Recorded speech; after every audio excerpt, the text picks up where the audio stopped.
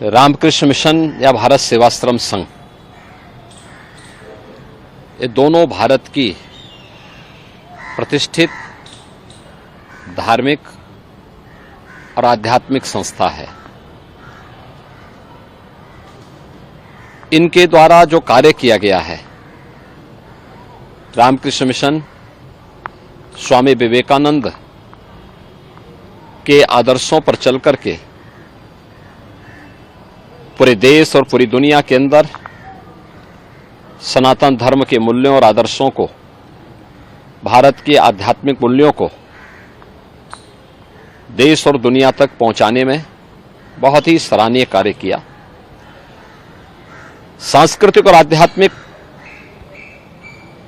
मूल्यों की स्थापना के साथ साथ सेवा के क्षेत्र में भी रामकृष्ण मिशन का बहुत सराहनीय योगदान है। ऐसे ही भारत सेवाश्रम संघ या भारत का सनातन हिंदू धर्म का एक प्रखर आध्यात्मिक और सांस्कृतिक संस्था है। स्वामी प्रणवानंद जी के मूल्यों और आदर्शों को लेकर के भारत सेवाश्रम संघ में देश और दुनिया में भारत के सनातन धर्म के मूल्यों और आदर्शों के लिए बहुत ही सराहनीय कार्य किया। सेवा के विभिन्न प्रकार के प्रकल्पों को भी दुनिया के अंदर ये संस्था लेके चलती है। लेकिन जैसा इंडी गठबंधन है, कांग्रेस और उसके सहयोगी दल टीएमसी हो, समाजवादी पार्टी हो या आरजेडी हो या आम आदमी पार्टी हो, जैसे इनकी प्रवृत्ति है, इन लोगों की पूरी राजनीति हिंदू विरोध पर आधारित है। सनातन धर्म का विरोध करना, भारत के मूल्यों और आदर्शों का विरोध करना, तो स्वाभाविक रूप से जो इनकी नींव है उसके अनुरूप ही ये कार्रवाई और ये कदम और इस प्रकार के बयान टीएमसी जैसे राजनीतिक दल ले रहे हैं। ये इनकी हार की बौखलाहट को प्रदर्शित करता है।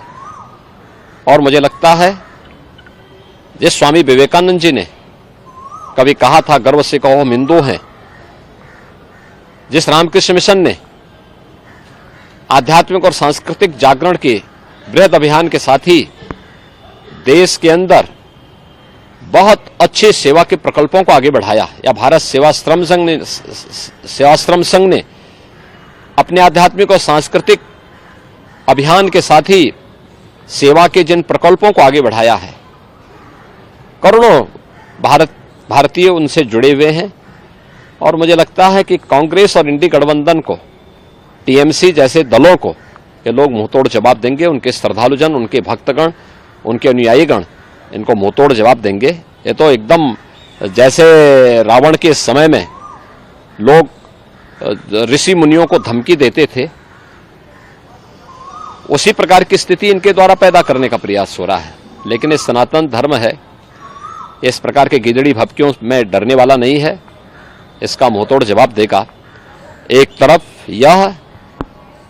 तरफ धार्मिक और हिंदुओं की धार्मिक और आध्यात्मिक संस्थाओं को धमकी दे रहे हैं, और दूसरी तरफ पिछड़ी जाति के लोगों के अधिकारों को जबरन बंदर बांट करने का काम टीएमसी सरकार ने वेस्ट बंगाल के अंदर सन 2010 में 118 मुस्लिम जातियों को ओबीसी में शामिल करके ओबीसी के आरक्षण पर एक प्रकार की सेंधमारी की थी।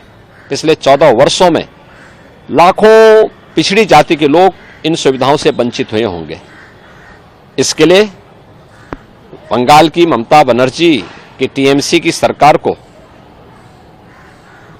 ओबीसी समुदाय से माफी मांगनी चाहिए, कांग्रेस को इसके लिए माफी मांगनी चाहिए।